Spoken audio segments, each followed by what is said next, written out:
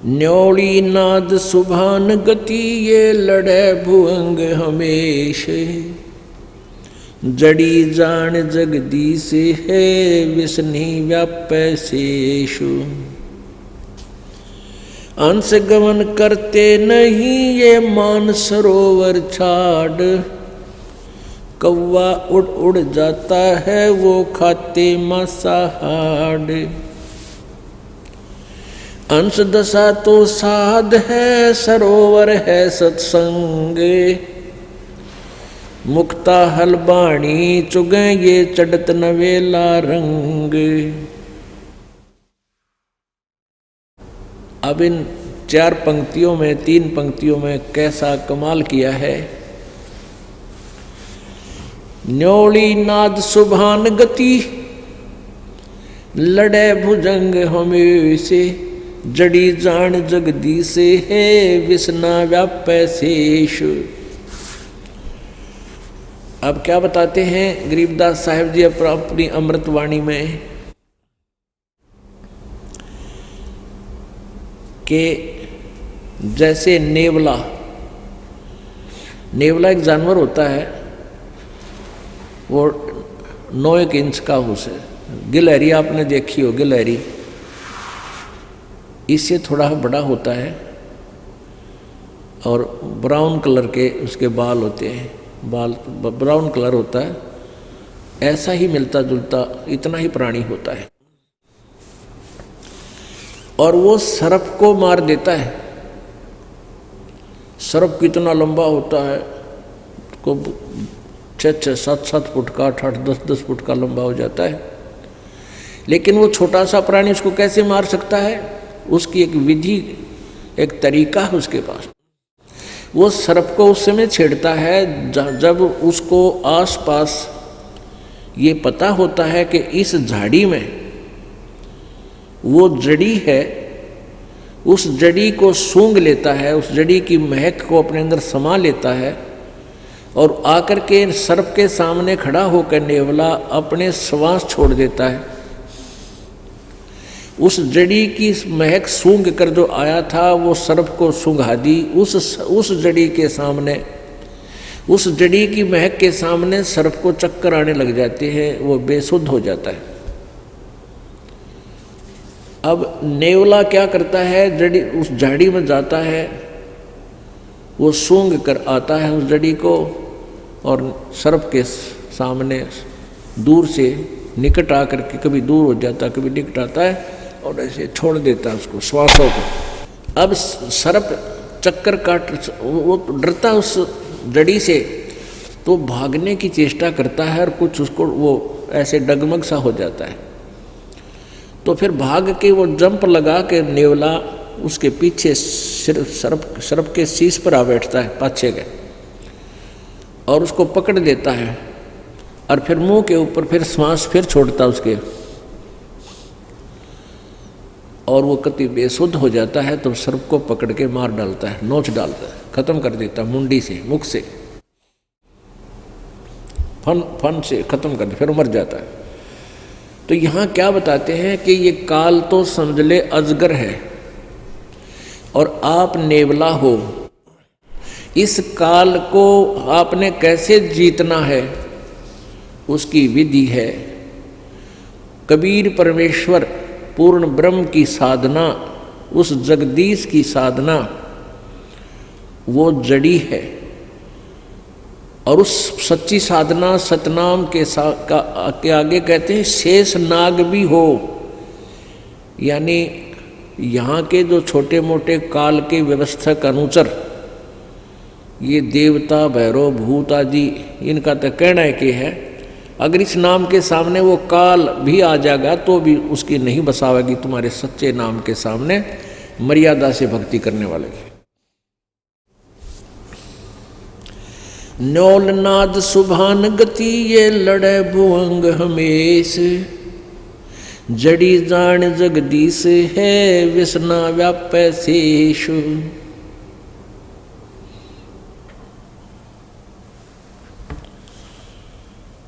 और फिर क्या उदाहरण दिया है, अंश गवन करते नहीं ये मान सरोवर छाड़े, कौवे उड़ उड़ जाते हैं ये खाते मांसाहारे। अंश दशा तो साध है सरोवर है सत्संग, मुक्ता हलबाणी चुगे फिर चढ़े नवेला रंग। हंस जो होते हैं, संत मते में हंस किसे कहते हैं? हंस वो भक्त है जिसने दूध और पानी छान लिया, यानी सत्य असत्य का जिसने निर्णय कर लिया। बीड़ी शराब मांस तंबाकू चोरी ठगी जारी बकवादों से परहेज कर लिया। एक हंस पक्षी होता है, आपने बुगला बहुत देखे होंगे। बुगले जो तालाबों के आसपास रहते हैं और वहाँ मछलियाँ खाते हैं, मछली, उनने कुछ भी पा जा, घुग्गे पा जा, वो कीड़े मोकड़े वारन जैसे शंख जैसे उसके अंदर मांस सा होता जीव, उसको खा जा। कौवे भी ऐसे खाते हैं, कौवे भी मांस खाते हैं। को मछली ठहगी उसने छोड़े नहीं, ऐसे कीड़े मकोड़े खाते हैं। तो कहने का भाव ये है कि जो हंस होता है, हंस पक्षी, वो उस मान सरोवर को जहाँ पर मोती होती हैं वो मोती खाता है। और बुगले जैसा होता है, अन्य पक्षियों जैसा ही प्राणी है, लेकिन वो मच्छी नहीं खाता, घोगे नहीं खाता, कीड़े मकोड़े नहीं खाता, वह केवल मोती खाता है। और एक गुण है उस हंस पक्षी के अंदर, वो अगर आप उसने 1 गिलास दूध में 1 गिलास पानी डाल दो और वो दूध पी लेगा, पानी उसी पात्र में शेष छोड़ देता है। मालिक ने ऐसी कृपा, ऐसी कोई उसके अंदर गुण दिया है कि दूध और पानी को अलग कर लेता है, जल को छोड़ देता है, दूध को पी जाता है। तो पुण्यात्मा सत्हंस उसी को कहा है जो कोई बुराई नहीं करते, चोरी ठगी नहीं करते, चोरी जारी नहीं करते, किसी की आत्मा नहीं दुखाते, बीड़ी शराब मांस तंबाकू नहीं प्रयोग करते हैं। और भाई जिन्होंने दूध और पानी छान लिया कि किस भगवान की भक्ति से कितना लाभ है और यहाँ काल के लोक में हम कितने दुखी हैं। हम स्वर्ग महास्वर्ग में भी चले गए तो भी मृत्यु होगी, जन्म मृत्यु का रोग नहीं कट सकता। तो उनको हंस कहते हैं। कहते हंस गवन करते नहीं मान सरोवर छाड़े, और कौवे उड़ उड़ जाते हैं वो खावे मांसाहारे। हंस दशा तो साध है और सरोवर है सत्संगे, मुक्ता हलबाणी चुगे फिर चढ़े नवेला रंगे। जो हंस होते हैं, अच्छी आत्मा होती है, वो सत्संग छोड़कर नहीं जाते। ये सत्संग तो समझो एक तालाब है, सरोवर है, और आप जी हंस हैं। साध सोए जो सीधा चले, सब बुराइयों को छोड़ दे, भगवान की भक्ति करे, परमात्मा में ध्यान रखे, वो साध होता है। परमात्मा बार बार कहते हैं, कहे कबीर सुनो भाई साधो, यानी हम तो साधु समझा करते हुए डले ढोवे, कान पड़वारे, दाढ़ी बढ़वारे, जंगल में धक्के खावे, वह साध नहीं। साध तो वे जो सही भक्ति करे, सत्य भक्ति करे, बुराइयों तो बचकर है, वही मनुष्य साध है। तो क्या कहते हैं, हंस दशा तो साध है। आप जी तो हंस हैं और सरोवर है सत्संग, और यहाँ ये परमात्मा के मोक्ष मार्ग रूपी मोती आप चुग रहे हो, ग्रहण कर रहे हो, और चढ़े नवेला रंग। जितना ज्ञान सुनोगे उतनी आस्था मालिक में और उमंग बढ़ेगी। चाहे सारा संसार एक तरफ और भक्त एक तरफ, आप फिर इस ज्ञान से दूर, इस सत्संग को छोड़कर, इस दास को छोड़कर आप कहीं नहीं जा सकते। और जो यहाँ से छोड़कर जाते हैं उनके बारे में कहा है वो तो कौवे उड़ उड़ जाते हैं, जो खाते मांसाहार, जिन पर बुराई नहीं छूटती, लालच लोभ नहीं छूटता, वो जाया करें, वो कौवे हैं, वो हंस नहीं बने। हंस गवन करते नहीं मान सरोवर छाड़े, हंस नहीं जाया करते मान सरोवर ने छोड़कर जहाँ ऐसी मोती मिलते हैं। एक कौवे उड़ उड़ जाते हैं, वो खाते मांसाहार। हंस दशा तो संत साध है, ये सरोवर है सत्संगे। मुक्ता हलवाणी चुगे फिर चढ़े नवेला रंगे। आगे क्या बताया अमृतवाणी में, दरस परस नहीं अंतरा, दरस परस नहीं अंतरा, रोमी वस्त्र बीच, पारस लोहा एक डग, ये पलटे नहीं अबीच। अपने आत्माओं कितनी, देखो वेदों और गीता को समझना बहुत आसान है। ये परमेश्वर का जो सूक्ष्म वेद है, परमेश्वर कबीर जी की महिमा से की वाणी, गरीबदास साहेब जी को परमात्मा ने अपना ज्ञान दिया। कबीर जी ने, गरीबदास जी भी कहते हैं कि मेरा ज्ञान योग दिया खोल। कबीर परमेश्वर जी ने मेरा ज्ञान रूपी योग खोल दिया, अर्थात मुझे वो अपना ज्ञान मेरे में फीड कर दिया। अब उस ज्ञान के आधार से क्या बता रहे हैं गरीबदास साहिब जी ने, दरस परस नहीं अंतरा,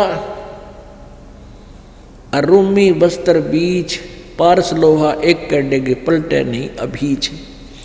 अब हंस और कौवे क्यों बन गए? हंस तो ज्ञान को समझकर समर्पित हो गए, वो तो बन गए हंस। और जिन्होंने मन दिया नहीं, सत्संग में आते रहे, बड़ी अच्छे श्रद्धालु दिखते रहे, लेकिन आस्था बनी नहीं, परमात्मा से, गुरुदेव से उनका मेल नहीं बना। मेल का अर्थ ये नहीं होता कि आप आते हो, सेवा भी करते हो, साथ भी रहते हो, सत्संग भी सुनते हो, लेकिन अंदर से जगह, अंदर से कनेक्शन नहीं बना, अंदर से कसक नहीं बनी, तो कहते हैं उनमें परिवर्तन हो को ना। जैसे एक लोहा, एक पारस नाम का पत्थर होता है, पारस, एक पारस पत्थर है, पत्थर जैसा होता है सिंपल, और उसको पहचानना सबके बस की बात नहीं, जैसे लाल को पहचानना।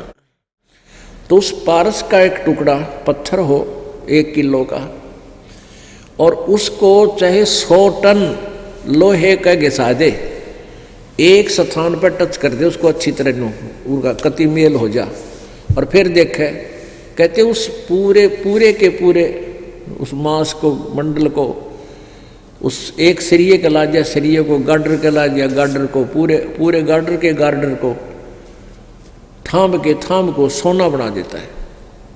लेकिन कहते हैं परमात्मा लिखा पारस लोहा, दरस परस नहीं अंतरा, अरुमी वस्त्र बीच।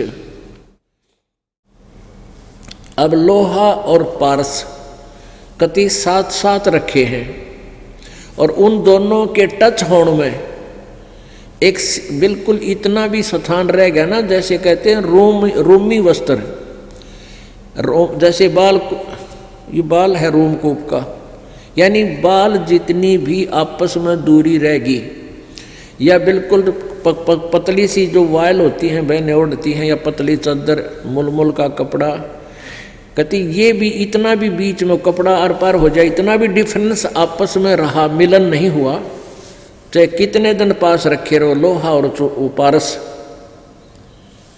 उसमें परिवर्तन नहीं हो सकता। यानी जो व्यक्ति यहाँ भी रहते हैं, गुरुदेव के साथ रहते हैं, सत्संग भी सुनते हैं, और मिले नहीं मन से, वो हंस नहीं बन सकते, वो कौवे रहा करें। और ऐसे कौवे फिर छोड़कर इसको स्थान को जा सकते हैं, वो जाएंगे कि उनकी आदत सुधरी नहीं। आप प्रतिदिन पढ़ते हो नित्यनेम में, बिन गुरु मिले मोहे ना पावे। अब गुरु तो पास ही होते हैं, मिलने का अर्थ क्या है? गुरु जी से एक ही भाव हो जाना, समर्पित हो जाना, मन में दोष ना रखे, गुरु जी कहते हैं गुरु मानुष कर जानते तो ते नर कही अंध वह दुखी संसार में आ गए इनके फंद। तो यहाँ उस स्थिति को क्लियर किया है। दरस परस नहीं अंतरा रूमी बस्तर बीच, और पारस लोहा एक डिग वो पलटे नहीं अभीच। चार मुक्ति बैकुंठ बट सप्तपुरी सैलान, आगे धाम कबीर का हंस न पावे जान। अब गरीबदास साहिब जी बता रहे हैं चार मुक्ति बैकुंठ तक की दौड़ है, और सपतपुरी ऊपर अलग से एक अलग 7 ऐसे इकट्ठा ग्रुप है, 7 उनका नगरी बनी हुई है, उनका एक एक राजा बनाया जाता है जो अच्छी आत्माएं होती हैं। कहते ये चौथी मुक्ति जो तुम साधना करते हो मैक्सिमम 4 मुक्ति प्राप्त होंगी, और वहाँ इन 7 नगरियों के राजा भी बन सकते हो कभी कभी, कोई किसी का कोई किसी का। इनसे आगे धाम कबीर का, आगे ऊपर हंस न पावे जान, यानी अच्छी आत्मा भी है, भक्ति भी कर रहे हैं, लेकिन गुरु जी से विमुख हो गए, वो फिर आगे नहीं जा सकते। कहते इन बातें क्या पाई ये कर सतगुरु नजर निहाल, यानी गुरु जी की आवश्यकता, गुरु जी का सहयोग, गुरु जी को के शरण में आस्था, इनका जो है ना आखिरी श्वास तक तुम्हें सहयोग की आवश्यकता पड़ेगी। यदि आप जी इस दास के प्रति किसी कारण से भी कोई मन में दोष रखकर और दूर हो जाते हो, भक्ति भी कर रहे हो, फिर आगे नहीं जा सकते, क्योंकि आप इस दास के सेवक को, अनुयायी को, इस दास से प्राप्त इस लाइसेंस को, यानी पासपोर्ट जिसने मिल गया, मंत्र मिल गया, जाप मिला, नाम मिला, उस शिष्य को त्रिकुटी पर जाकर परमात्मा इस दास के रूप में मिलेगा। और आप जी हैं जैसे आपका अंतःकरण मिला हुआ इस दास से, जब भी दास बाहर आता है तो आपकी आंखें एकटक लग जाती हैं, कहाँ है गुरु जी, कहाँ से खड़े हैं, तो वो ही दशा होगी वहाँ पर।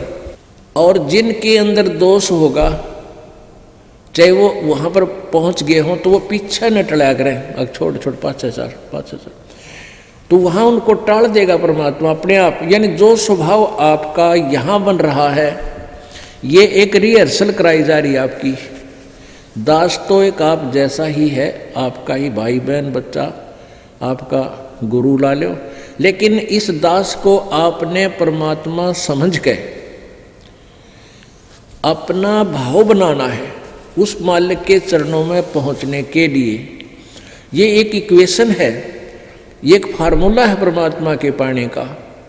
कहते हैं जैसे एक गणित का एक प्रश्न आता है जिसमें मूलधन ज्ञात करना होता है, वो ऋण का होता है। तो मूलधन ज्ञात करने के लिए उसमें क्या मानना पड़ता है? मान लीजिए मूलधन 100 रुपये। उस ओरिजिनल मूलधन, वास्तविक मूलधन को प्राप्त करने के लिए, यानी प्रश्न का हल करने के लिए, सफल होने के लिए, पास होने के लिए, हमने सबसे पहले मानना पड़ता, मान लीजिए मूलधन 100 रुपये, और फिर उससे हम उस वास्तविक मूलधन को प्राप्त करेंगे। वो 100 रुपये बहुत कम राशि होती है, और वास्तविक मूलधन करोड़ों में होता है, लेकिन करोड़ों वाला मूलधन पाने के लिए 100 रुपये मूलधन मानना पड़ेगा।